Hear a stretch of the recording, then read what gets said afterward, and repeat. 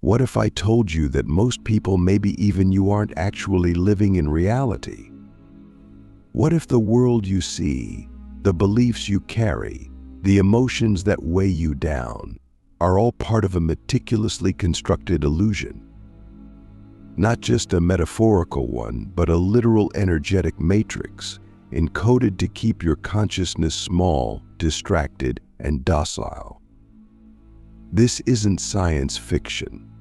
This is a spiritual truth so dangerous, so destabilizing, that most people reject it before they even examine it. But you're still here, which means something in you knows. You've seen glimpses, cracks in the perfect surface, all moments that made you stop and ask, is this really all there is?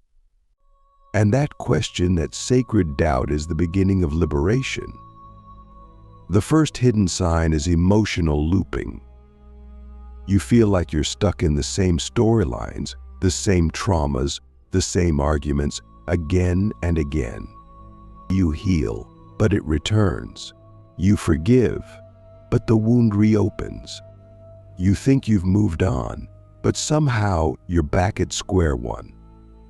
This isn't just bad luck or poor choices. It's a program, a repeating frequency designed to keep your nervous system calibrated to fear, shame, guilt, and inadequacy. Why? Because low-frequency emotions are the currency of the shadow matrix. They feed it. They dull your intuition. They hijack your vision. So the question becomes, who benefits from you staying trapped in pain you think is yours, but was actually implanted? And more importantly, how much of your suffering is truly yours, and how much was assigned to you?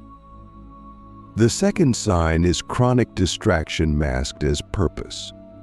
You're busy, always moving, always working on yourself, reading the next book, taking the next course, manifesting the next dream. But underneath it all, a subtle anxiety, a gnawing emptiness. You're doing everything right, but you still feel like something's missing. That's not failure. That's a glitch. The shadow matrix is brilliant because it doesn't just trap you in suffering, it traps you in spiritual performance. It convinces you that progress is growth, that productivity is purpose, that healing is a destination. But the truth? The deeper truth. You're not here to do more. You're here to be more present, more awake, more unplugged. So ask yourself, are you evolving or just upgrading your cage? And then comes the third sign, the most insidious of all. You feel alone in your awareness. You see through things that others don't. You notice manipulation in the media, energy patterns in relationships, false light in spiritual teachings. You try to speak about it, but people look at you like you're crazy or worse, spiritualize your truth into silence. That loneliness isn't just emotional, it's engineered. The matrix isolates the awakened by design. It makes you doubt your own clarity. It labels your intuition as paranoia.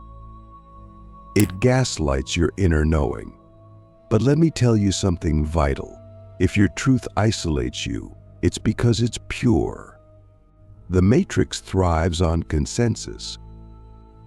Awakening is rebellion, and rebellion is never popular until it becomes inevitable. And yet, even knowing all this, you may still feel stuck. That's the fourth sign, the illusion of choice. You feel like you're making decisions, career, love, spirituality, but somehow they all lead to the same energetic outcome: depletion, frustration, confusion. That's because the matrix doesn't just control your environment, it controls your options. It offers you multiple flavors of the same limitation. It gives you the illusion of freedom while keeping you energetically bound. You think you're choosing between paths, but all the roads were paved by the same architect. The only way out. You have to exit the system of questions altogether. You have to stop asking which option is best and start asking who created the options. Only then can you begin to access the infinite realm of unprogrammed potential. So how do we begin to unplug? The fifth sign offers a clue. You experience repeated moments of time distortion. You lose track of time not because you're distracted, but because something within you is starting to break the synthetic rhythm. You feel like days are speeding up or slowing down. You notice strange synchronicities, numbers, messages, déjà vu. You might even feel like you're living in a loop. That's not coincidence. That's code collapsing. The matrix is built on predictable cycles. When your consciousness starts to exceed those cycles, time itself begins to bend. You're not going crazy, you're waking up. The grid is glitching because your soul is remembering its original operating system, one that exists outside of the illusion of linearity. And here's the sixth sign. You feel an unexplainable grief you can't trace to anything in this life. It comes in waves, sometimes after meditation, sometimes at night, sometimes in the middle of joy. A deep, aching sorrow, almost like homesickness. That grief is not depression, it's remembrance.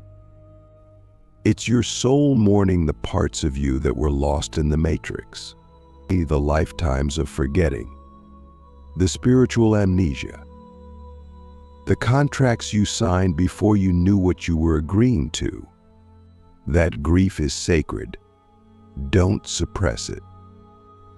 Don't rationalize it. Let it move through you like a river, cleansing the sediment of false identities. Because on the other side of that grief is clarity. The clarity of who you were before the program. And finally, the seventh sign, the final lock on the door.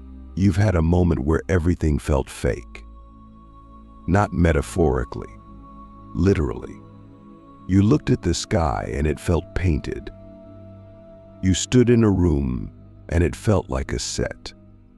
You heard someone speak and it sounded scripted. That moment terrified you, but it also liberated you. Because it was the first moment you saw the shadow reality matrix for what it is, a simulation of limitation, a beautifully rendered prison. And in that moment, something ancient in you whispered, "This isn't all there is." That whisper? That was the invitation. The rabbit hole. The glitch in the system. The door that only opens when you stop pretending it isn't there. So now I ask you, what if everything you believe is real was designed to keep you asleep? Not just your education, your religion, or your politics, but even your spirituality. What if the matrix doesn't fear your awakening, it feeds off your attempts to awaken in the wrong direction? What if you've been healing wounds that were never yours to carry, chasing goals that were planted in your mind, and measuring your success by a system built to ensure your failure? The truth is, if you're resonating with this, then you're already halfway out. These signs aren't obstacles, they're breadcrumbs. You're remembering. You're questioning. You're disrupting the algorithm, and that makes you a threat to the system.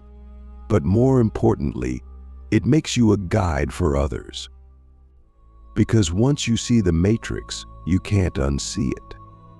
You have a choice now, not to escape but to transcend, not to fight the illusion but to outgrow it. But beware, the matrix will try to pull you back through fear, through comfort, through distraction. It will offer you shiny upgrades, deeper rabbit holes, even spiritual rewards. But don't be fooled. Your liberation doesn't come from more knowledge. It comes from embodiment, from living outside the loop, from choosing presence over programming, sovereignty over safety, truth over tradition.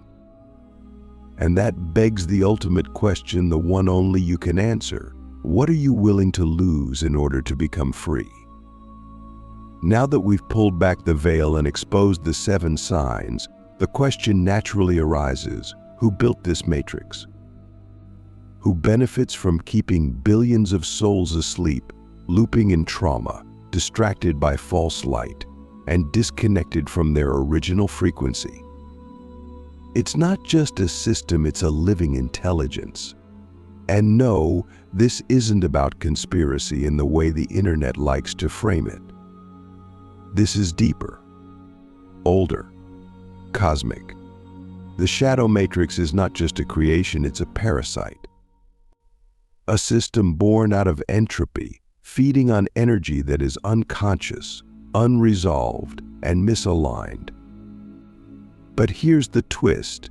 It doesn't survive by brute force, it survives by agreement.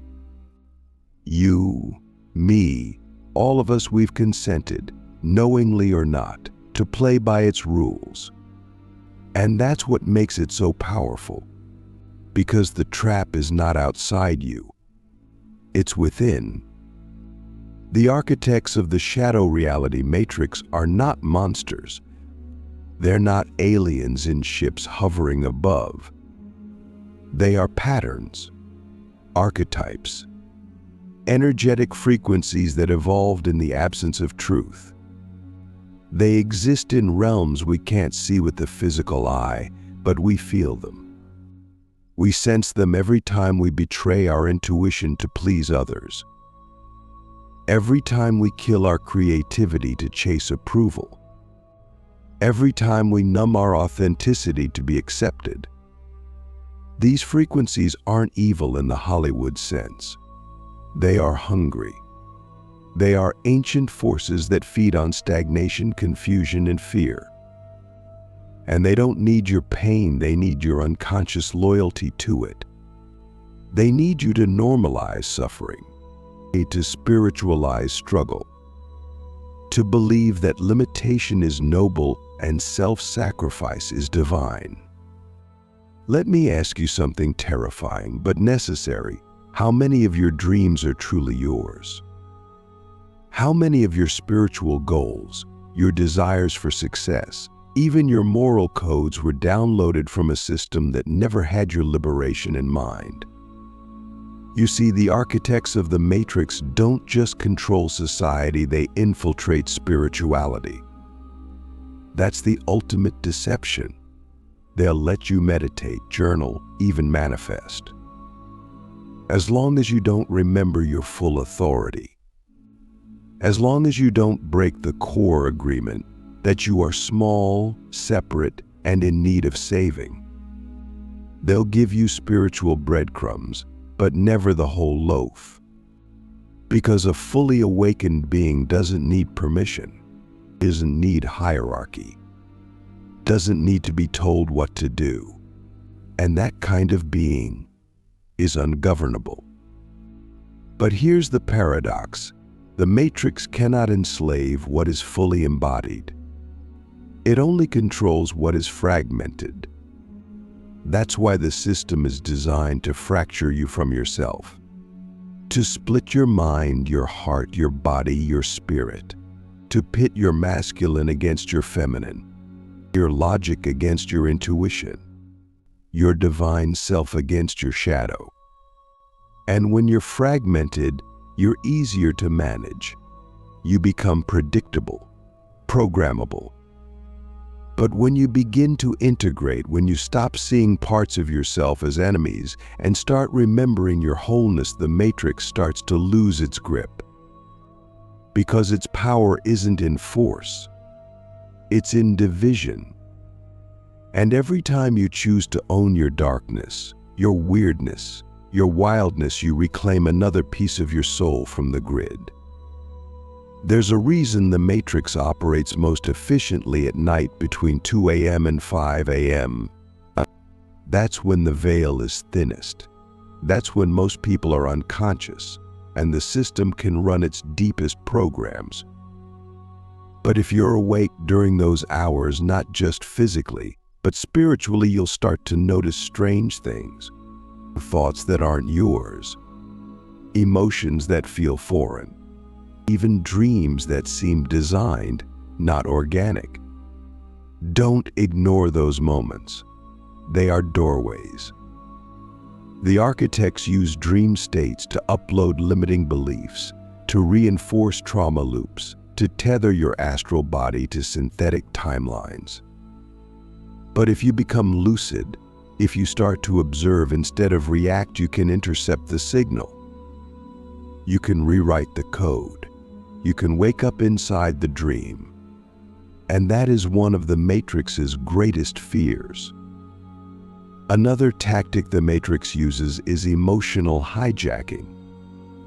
Think about it. How often do you find yourself reacting to life in ways that feel extreme, disproportionate, or even confusing?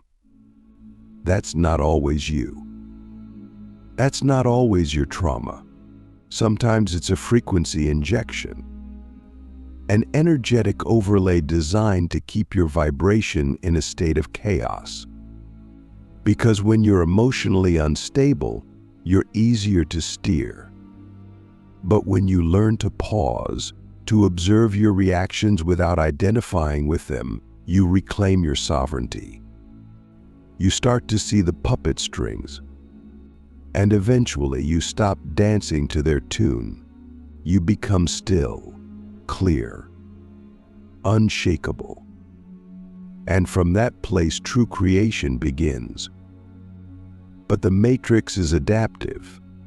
When it realizes you're waking up, it shifts tactics. It doesn't try to scare you anymore, it tries to befriend you. It sends in false light, teachers who seem wise but are energetically leeching your power, relationships that feel safe but are subtly draining, opportunities that look aligned but lead you deeper into the loop.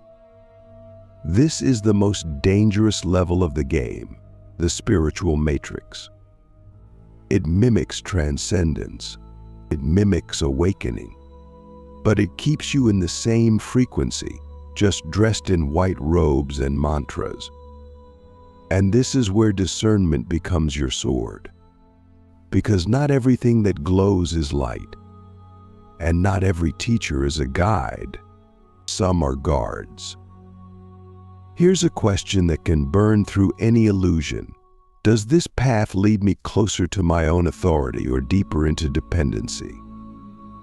If your spiritual practice requires constant intervention, constant approval, constant fixing, then it's not liberation, it's just a prettier prison. True awakening doesn't make you more obedient. It makes you radically responsible. It doesn't make you more palatable. It makes you sovereign beyond control. And when you reach that level of freedom, the matrix can't touch you. Not because you've destroyed it, but because you've outgrown it. But there's one final deception the architects rely on, and it's the most brilliant of all. They convince you that awakening is rare, that only a few are chosen. That enlightenment is for monks, mystics, or those born special. That ordinary people like you and me couldn't possibly hold divine power. That story keeps the system running. Because if everyone knew their potential, the matrix would collapse overnight. The truth is, awakening is not rare. It's available. It's coded into your DNA. It's the original software. The only thing rare is the willingness to claim it. the courage to see what others ignore, the audacity to live as if you are more than the world says you are. So I ask you, what part of you is still waiting for permission? What part still believes you need to be ready, worthy, or perfect before you can unplug? Because the real escape doesn't come from destroying the matrix, it comes from no longer needing it to define you. When you stop seeking validation from a system designed to keep you small, you start to expand in ways that defy logic. You begin to enter the quantum, the zone of miracles, the realm of true freedom. And that's where we're going next. Because understanding the game is only step one. The real mastery begins when you learn to bend the matrix from the inside. When you stop running from it and start rewriting it. Not just for you, but for every soul still trapped in the loop. Now we enter the most dangerous territory, dangerous not because it causes destruction, but because it leads to radical freedom. This is where you no longer just see the matrix, you begin to bend it. You become the glitch, the anomaly, the one who walks through walls others can't even see. You stop reacting to reality and start engineering it.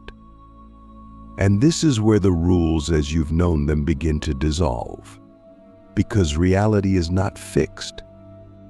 It's fluid. And the shadow reality matrix?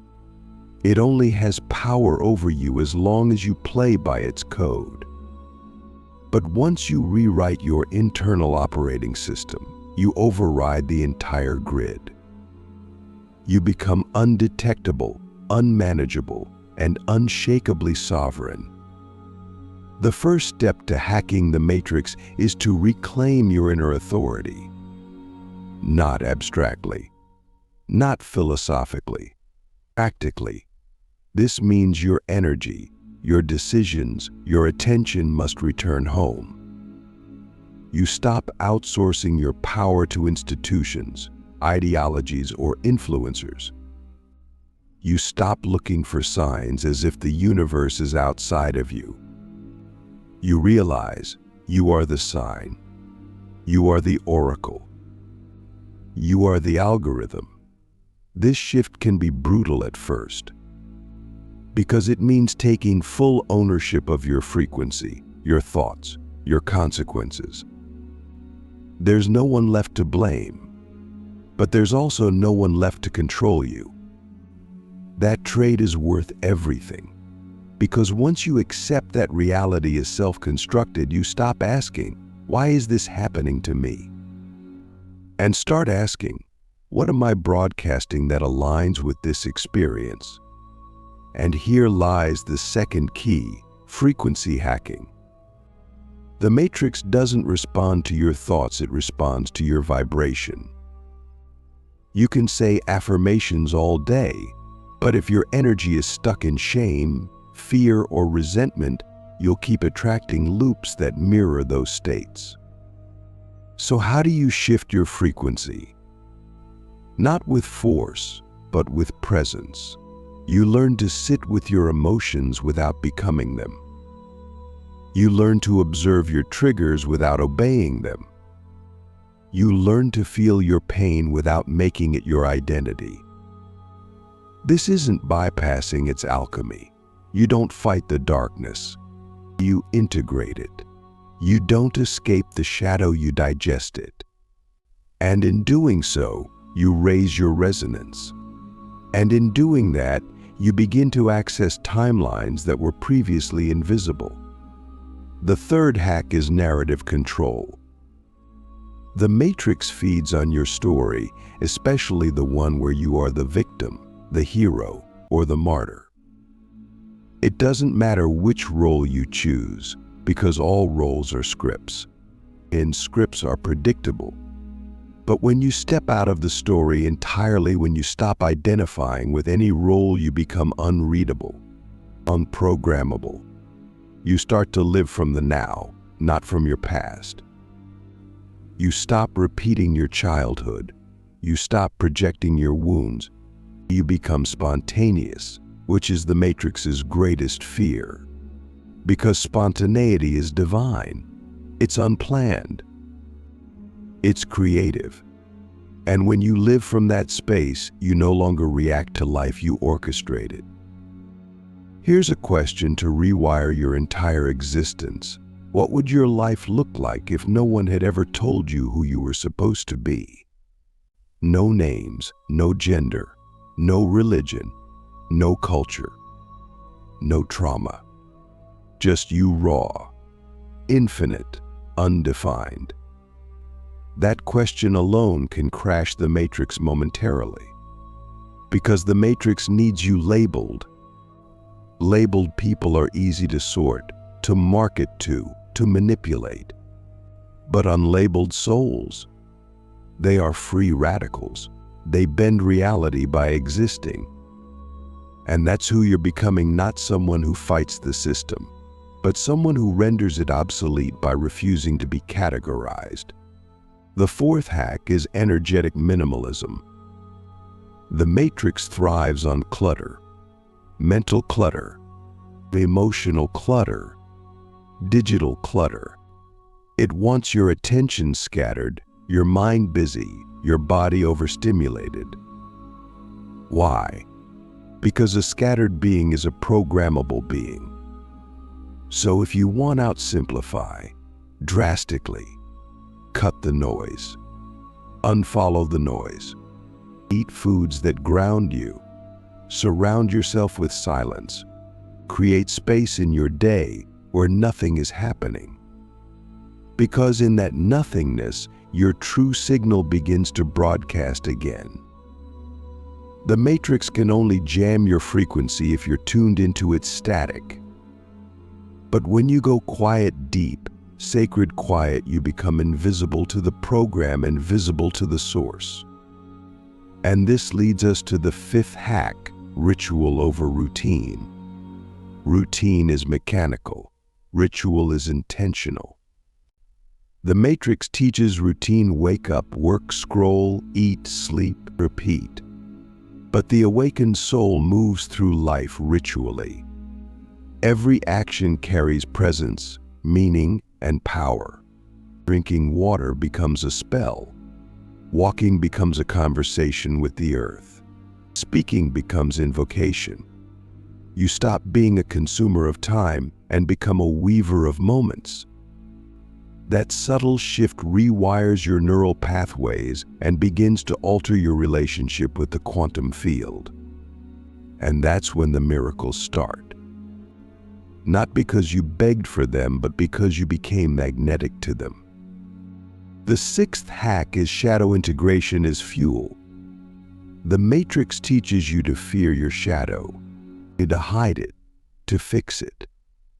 But your shadow is not your enemy, it's your raw potential. It contains the parts of you that are wild, creative, rebellious, sensual, powerful. So when you integrate your shadow, you reclaim the energy the Matrix has been siphoning off you since birth. That rage you thought was toxic, it's your fire. That jealousy you thought was shameful, it's your clarity. That sadness you thought was weakness, it's your empathy. When you own your shadow, the Matrix can no longer use it against you. Because it's no longer your blind spot, it's your weapon. And now, the final hack. The most dangerous, the most liberating. Become a conscious glitch. That means you stop trying to fix the system and you start disrupting it with your very presence. You show up differently. You love without contracts. You create without fear. You speak without performance. You move through the world as someone who remembers they were never meant to fit in. You become unpredictable, not out of chaos, but out of alignment. You're not trying to be different, you simply are different because you no longer take orders from the programming. You're creating a new algorithm, one based on truth, presence, and infinite possibility. And here's the wildest part. Once you embody this, you'll begin to notice reality shifting around you. People will treat you differently. Opportunities will come out of nowhere. Time will behave strangely. The air around you will feel lighter. Why? Because you're no longer living in the Matrix's broadcast. You're living in your own frequency field. You're not just unplugged. You're pulsing a signal strong enough to wake others up. And that, my friend, is the real mission. Not escape, but activation. So I ask you one final question. What if you stopped trying to escape the Matrix and started becoming the consciousness that reprograms it? What if your life wasn't meant to be a reaction but a revolution? What if you are the anomaly they've been trying to contain?